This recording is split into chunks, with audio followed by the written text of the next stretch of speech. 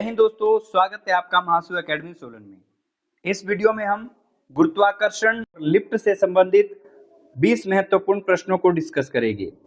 आपने इसको as a mock test लगाना है।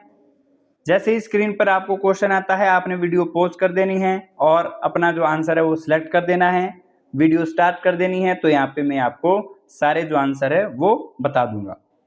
और जब वीडियो समाप्त हो जाए तो आपने लास्ट में अपना जो स्कोर है वो जरूर मेंशन करना है कि 20 में से आज आपका स्कोर कितना रहा।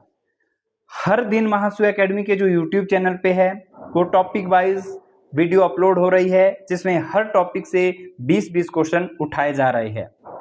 ये प्रश्न आपके आर्मी, अग्निवीर, चाहे आप एसएससी, जीडी या अदर कोई भी स्टेट एग्जाम दे रहे हो, सभी के लिए महत्वपूर्ण होने वाले हैं।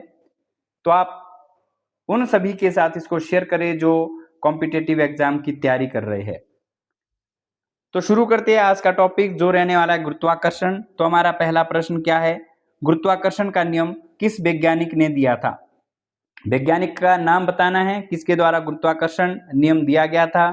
न्यूटन, आइंस्टीन, गैलीलियो या केपलर। तो जो गुरुत्वाकर्षण का नियम है ये न्यूटन के द्वारा दिया गया था, ऑप्शन ए। नेक्स्ट क्वेश्चन, गुरुत्वाकर्षण बल का एसआई मात्रक क्या है? जूल, न्यूटन, वॉट या पास्कल। तो गुरुत्वाकर्षण बल का जो एसआई मात्रक होगा वो न्यूटन होगा, तो ऑप्शन बी राइट आंसर होगा। बल का आपने सुना होगा कि जो बल का एसआई मात्रक है वो न्यूटन होता है, तो गुरुत्वाकर्षण बल का भी न्यूटन होगा, तो option B right answer. Question number 3, गुरुत्वाकर्षण नियतांक का प्रतीक क्या है? आपने ग्रेविटेशनल कांस्टेंट जो गुरुत्वीय नियतांक होता है इसका प्रतीक बताना है। स्मॉल जी होगा, कैपिटल जी होगा, एफ होगा या एम होगा। तो जो गुरुत्वाकर्षण नियतांक है इसका प्रतीक क्या होता है? Capital G. अब मैं आपको ये बता दूं कि जो गुरुत्वाकर्षण नियतांक है ये होता क्या है। अगर हम बात करें अर्थ की, ये क्या है? पृथ्वी। और पृथ्वी को अगर मैं यहाँ पे बीचों बीच एक रेखा दे दूं, इसे 0 डिग्री भूमध्य रेखा या विषुवत रेखा कहा जाएगा। और अगर इस पॉइंट में मैं यहाँ पे एक वो बना दूं तो ये नॉर्थ है, तो इसको उत्तरी ध्रुव कहा जाएगा, और ये साउथ है, इसे दक्षिणी ध्रुव कहा जाएगा। और एक जो पॉइंट है ये मैं यहाँ पे सेंटर में डाल दूं, बीच में डाल दूं। तो जो जी का मान है, आपने सुना होगा कि पृथ्वी के प्रत्येक स्थान पर अलग अलग होता है, लेकिन जो वो अलग अलग मान होता है वो किसका होता है? वो होता है स्मॉल जी का, ये वाली जी। इसका मान क्या होता है? पृथ्वी के प्रत्येक कोने पर, प्रत्येक स्थान पर अलग अलग होता है। लेकिन जो गुरुत्वाकर्षण नियतांक है जो यहाँ पे प्रश्न में पूछा गया है, ये क्या होता है? ये होता है ऐसा मान जो पृथ्वी के सभी स्थान पर, सभी कोने पर, चाहे वो भूमध्य रेखा पर हो, 0 डिग्री पर हो, चाहे केंद्र पर हो, उत्तरी ध्रुव पर हो, चाहे दक्षिणी ध्रुव पर हो, सभी पे जो कैपिटल जी का मान है यानी गुरुत्वाकर्षण नियतांक का मान है वो कैसा रहता है? समान रहता है। तो हम कह सकते हैं कि गुरुत्वाकर्षण नियतांक क्या होता है कि ऐसा मान जो पृथ्वी के सभी स्थान पर, सभी कोने पर एक समान होता है, और इसका जो संकेत है वो कैपिटल जी है, तो ऑप्शन बी राइट आंसर होगा। पृथ्वी के केंद्र पर जी का मान क्या होता है? अब यहाँ पे आपने जी देखा तो ये कैसी है? स्मॉल जी है। और यहां मैं फिर से डायग्राम बना दूं कि ये हमारे पास क्या है? अर्थ है, और इसको बीचों बीच एक रेखा दे दूं तो इसको 0 डिग्री या भूमध्य रेखा या विषुवतीय रेखा या इक्वेटर, इन सभी नामों से इस रेखा को जाना जाता है। और यहाँ पे एक पॉइंट दे दिया और यहाँ पे भी पॉइंट दे दिया। ये नॉर्थ पोल हो गया, ये साउथ पोल हो गया, और बीच में ये डॉट दे दूं तो ये हमारा क्या हो गया? ये केंद्र हो गया। अब ये चीज जो यहाँ पे रहती है कि जी का मान कहाँ पर कितना होता है, तो सबसे पहले मैं आपको बता दूं कि जो ये हमारी स्मॉल जी है, तो बात करें केंद्र में जो यहाँ पे दिया गया है, तो केंद्र में तो जी का मान है वो 0 रहता है, तो 0 ऑप्शन नंबर बी में दिया गया है, जो हमारा आज का यहाँ पे राइट आंसर होने वाला है 0 डिग्री। यानी स्मॉल जी का मान जो केंद्र में है वो 0 रहता है। वहीं बात करूं ध्रुवों के ऊपर, तो ध्रुवों के ऊपर जो जी का मान है वो सर्वाधिक रहता है, सबसे अधिक, चाहे वो नॉर्थ पोल हो चाहे वो साउथ पोल हो, दोनों पे जो स्मॉल जी का मान है वो सर्वाधिक होता है। तो अगर केंद्र की बात हो गई, केंद्र में 0 रहेगा और इस विषुवतीय रेखा में जो जी का मान है वो सबसे कम होता है, सबसे कम, और केंद्र में 0 होता है, ध्रुवों पे सर्वाधिक होता है। तो इससे रिलेटेड हमने स्मॉल जी से रिलेटेड ये सारी बातें डिस्कस कर ली, इंपॉर्टेंट है, आपने अच्छे से इसको तैयार कर लेना है। पृथ्वी की सतह पर जी का औसतन मान कितना होगा? अगर हम पृथ्वी की सतह पर करें तो जो ये कैपिटल नहीं सॉरी स्मॉल जी, पृथ्वी की सतह पर स्मॉल जी का औसतन मान कितना होगा? तो ये होता है 9.8 मीटर प्रति सेकंड स्क्वायर। ये क्या है? पृथ्वी के उस पे औसतन वैल्यू है स्मॉल जी की 9.8 मीटर प्रति सेकंड, तो 9.8 मीटर प्रति सेकंड ऑप्शन नंबर सी में दिया गया है। यदि दो वस्तुओं के बीच की दूरी दोगुनी कर दी तो गुरुत्वीय बल यानी जो कैपिटल जी है उसका मान कितना होगा? एक बार दोबारा से सुन लेना है। यदि दो वस्तुओं के बीच की दूरी दोगुनी कर दी जाए तो गुरुत्वीय बल होगा, 2 गुना होगा, आधा होगा, 4 गुना होगा या 1/4 होगा? तो दूरी बढ़ने पर जो इसका गुरुत्वीय बल है वो 1/4 होगा, तो 1/4 option number D right answer होगा। कि अगर दो वस्तुओं के बीच की जो दूरी है वो बढ़ जाए, दोगुनी कर दी जाए, तो जो ये अपनी स्मॉल जी है इसका मान क्या होगा? 1/4 होगा, तो ऑप्शन डी राइट आंसर होगा। चंद्रमा पर भार पृथ्वी की तुलना में कितना होता है? 1/2, 1/4, 1/6 या 1/2 यानी आपका 2 गुना। तो ये इंपॉर्टेंट क्वेश्चन है कि चंद्रमा पर पृथ्वी की भार की तुलना कितना भार होगा। तो एक एग्जांपल से इसको समझना है कि अगर हम पृथ्वी के ऊपर है, ये हमारी अर्थ है, इसके ऊपर है, और जो हमारा भार है, भार यानी वेट, ये 60 केजी है, तो अगर यहीं से उठा के सेम वेट के साथ हम किसके ऊपर चले जाए? चंद्रमा के ऊपर चले जाए, तो हमारा जो वेट है वो कितना रहेगा?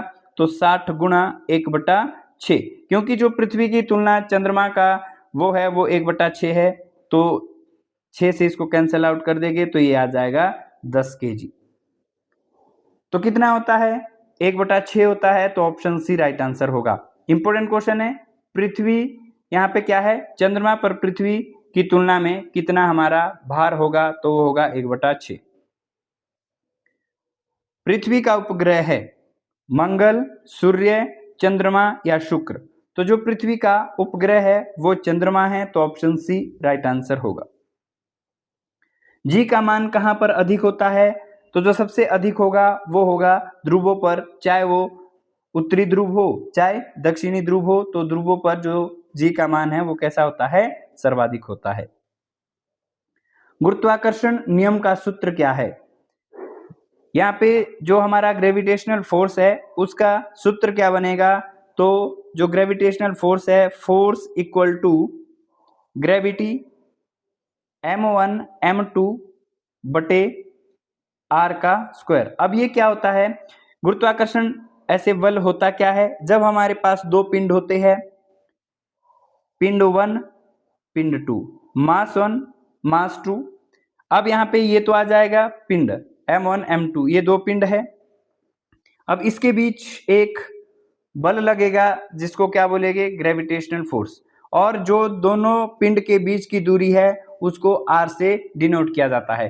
तो जो हमारा फॉर्मूला बनेगा वो बनेगा फोर्स इक्वल टू ग्रेविटी, और m1 क्या है? पहला पिंड, m2 क्या है? दूसरा पिंड, और r क्या है? इनके बीच की दूरी। तो ये जो गुरुत्वाकर्षण नियम का सूत्र है वो क्या बनता है?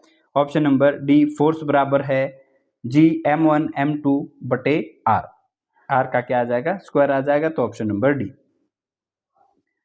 गुरुत्वाकर्षण नियतांक जी का मान क्या है? अब हमने यहाँ पे गुरुत्वाकर्षण नियतांक यानी कैपिटल यहाँ पे जी की बात करी, तो ये कितना होता है? 6.67 इंटू 10⁻⁻11। -11 क्या आ जाएगा? किलोग्राम स्क्वायर, पहले न्यूटन मीटर स्क्वायर प्रति किलोग्राम स्क्वायर। तो ये ऑप्शन नंबर ए में वैल्यू दी गई है, तो ये राइट आंसर हो जाएगी। 6.67 इंटू 10⁻⁻11 न्यूटन मीटर स्क्वायर प्रति किलोग्राम स्क्वायर, ऑप्शन नंबर ए।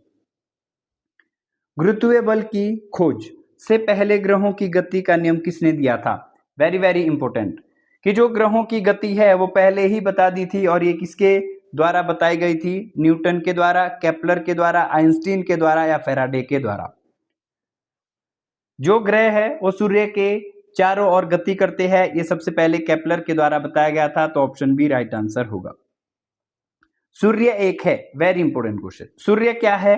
एक ग्रह है, उपग्रह है, तारा है या धूमकेतु है? तो जो सूर्य है वो एक स्टार है, यानी तारा है, ऑप्शन नंबर सी। पृथ्वी का पलायन वेग क्या होता है? अब ये भी आपने एस्केप वेलोसिटी के बारे में, एस्केप वेलोसिटी कहा जाता है पलायन वेग को। पलायन वेग क्या होता है कि अगर कोई भी वस्तु आपने उसको पृथ्वी के गुरुत्वाकर्षण से बाहर फेंकना है, तो उसके ऊपर जो बल लगाया जाएगा उसको पलायन वेग कहा जाएगा। आपने ध्यान देना है क्या होता है, जब कोई पिंड या वस्तु आपने पृथ्वी से बाहर फेंकनी है, अंतरिक्ष में फेंकनी है, स्पेस पे फेंकनी है, यानी जो हमारा गुरुत्वाकर्षण का एक एरिया है उससे बाहर फेंकना है, तो उसको एस्केप वेलोसिटी कहा जाता है। ये कितनी होती है? ये होती है लगभग 11.2 किलोमीटर प्रति सेकंड, ऑप्शन नंबर सी। ये इंपॉर्टेंट क्वेश्चन है, ध्यान देना है। गुरुत्वीय त्वरण का प्रतीक क्या है? अब गुरुत्वीय त्वरण क्या है? ये स्मॉल जी है, तो इसका जो संकेत होगा वो होगा ऑप्शन नंबर ए, स्मॉल जी। और अगर गुरुत्वाकर्षण नियतांक की बात करें तो गुरुत्वाकर्षण नियतांक है बड़ी जी और गुरुत्वीय त्वरण है छोटी जी। इस चीज का ध्यान देना है। एक लिफ्ट ऊपर की ओर त्वरण से चल रही हो तो व्यक्ति का प्रत्यक्ष भार होगा। जब एक लिफ्ट है और ये ऊपर की ओर जा रही है, तो एक जो व्यक्ति के ऊपर है उसके भार के ऊपर है, क्या प्रभाव पड़ेगा? तो जो उसका व्यक्ति का भार है वो बढ़ा हुआ प्रतीत होगा, ऑप्शन नंबर ए। एक लिफ्ट नीचे की ओर त्वरण से चल रही है तो प्रत्यक्ष भार होगा। जब एक लिफ्ट है वो नीचे की ओर आ रही है, तो ये भी ध्यान देना, लिफ्ट नीचे आ रही है तो जो उसमें बैठा व्यक्ति है उसका जो भार है वो घटा हुआ प्रतीत होगा, घटेगा, ऑप्शन नंबर बी। लिफ्ट में भार मापने वाला उपकरण क्या है? लिफ्ट के अंदर जो व्यक्ति का भार बढ़ता है घटता है, ये किस उपकरण के द्वारा मापा जाता है? स्प्रिंग बैलेंस के द्वारा, बैरोमीटर के द्वारा, थर्मामीटर के द्वारा या वोल्टमीटर के द्वारा? तो ये है स्प्रिंग बैलेंस, तो ऑप्शन ए राइट आंसर होगा। स्प्रिंग बैलेंस के द्वारा व्यक्ति का मान कभी घटता है, भार कभी घटता है, कभी बढ़ता है, कभी 0 हो जाता है, कभी वो एक बराबर रहता है। तो ये सारा का सारा किसके अंदर मापा जाता है? स्प्रिंग बैलेंस के अंदर ये मापा जाता है। लिफ्ट के ऊपर की ओर त्वरण में प्रत्यक्ष भार का सूत्र क्या है? यानी जब एक लिफ्ट ऊपर की ओर जा रही है तो व्यक्ति का जो भार है वो बढ़ता है, ये किस सूत्र के द्वारा निकाला जाता है?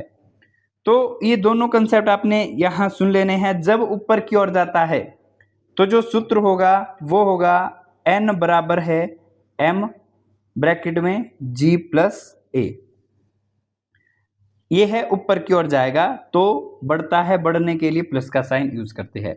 और ध्यान देना जब नीचे की ओर आएगा तो भी सेम आएगा, n बराबर है m ब्रैकेट में g। अब नीचे की ओर घटता है तो घटने के लिए क्या साइन डाला जाता है? Minus a bracket close. तो ये सूत्र क्या बना? जब ऊपर की ओर जाएगा तो बढ़ेगा, यानी बी यहाँ पे राइट आंसर होगा। n बराबर है m ब्रैकेट में g प्लस a। और नीचे आने के लिए आपने ध्यान देना है, जब नीचे की ओर आएगा तो ये वाला यहाँ पे सूत्र लगने वाला है। वीडियो का अंतिम प्रश्न क्या है? ये हमने न्यूमेरिकल से रखा है। 60 किलोग्राम व्यक्ति वाली लिफ्ट 3 मीटर प्रति सेकंड से नीचे जा रही है तो प्रत्यक्ष भार क्या होगा? तो इस समय आपने ये ध्यान देना है कि जो ये लिफ्ट है ये नीचे की ओर आ रही है, तो यहाँ पे न्यूमेरिकल निकालना है। तो हमने अभी थोड़ी देर पहले पढ़ा था कि जब लिफ्ट नीचे की ओर आएगी तो सूत्र क्या बनेगा? सूत्र हमने लिखा है कि n बराबर है m ब्रैकेट में g, अब नीचे की ओर आ रही है तो क्या करोगे, माइनस a ब्रैकेट क्लोज। अब यहाँ हमारा जो प्रत्यक्ष भार है वो निकलने वाला है, n बराबर है मास। मास कितना है, मास की जो वैल्यू है वो कितनी है 60, यानी उसका जो भार है वो कितना आ जाएगा 60 आ जाएगा। और जो एक्सलरेशन है, एक्सलरेशन यानी त्वरण, त्वरण क्या आएगा 3 आ जाएगा। तो यहाँ पे हम वैल्यू डाल देंगे, मास कितना है 60 ब्रैकेट में जी मतलब ग्रेविटी, ग्रेविटी कितनी है, ऐसे तो 9.8 है लेकिन अप्रोक्स वैल्यू हम कितनी डालेंगे 10 डालेंगे। ऐसे तो जो पृथ्वी पर हमारी औसतन जी की वैल्यू है वो 9.8 मीटर प्रति सेकंड है, लेकिन हम यहाँ पे राउंड फिगर वैल्यू डाल देंगे तो ग्रेविटी की जो वैल्यू है वो कितनी डाली 9.8 यानी 10। माइनस क्या करेंगे, माइनस करेंगे एक्सलरेशन यानी त्वरण, त्वरण कितना दिया है, त्वरण दिया है 3, तो n की वैल्यू यहाँ पे निकल जाएगी 60 गुणा 10 में से 3 गए तो कितना वापस बचता है 7 बचता है। अब यहाँ पे इंटू करेंगे 7 छिके 42, तो कितनी वैल्यू आई 420, 400 जो 20 है वो न्यूटन में आई, तो 420 न्यूटन यानी option number D right answer होगा। यहाँ पे सारे जो क्वेश्चन है 20 वो हमने डिस्कस करे, तो आपने हमें बताना है कि आपका जो आज का स्कोर है वो कितना रहा। मिलते हैं नेक्स्ट वीडियो में। जय हिंद, जय भारत।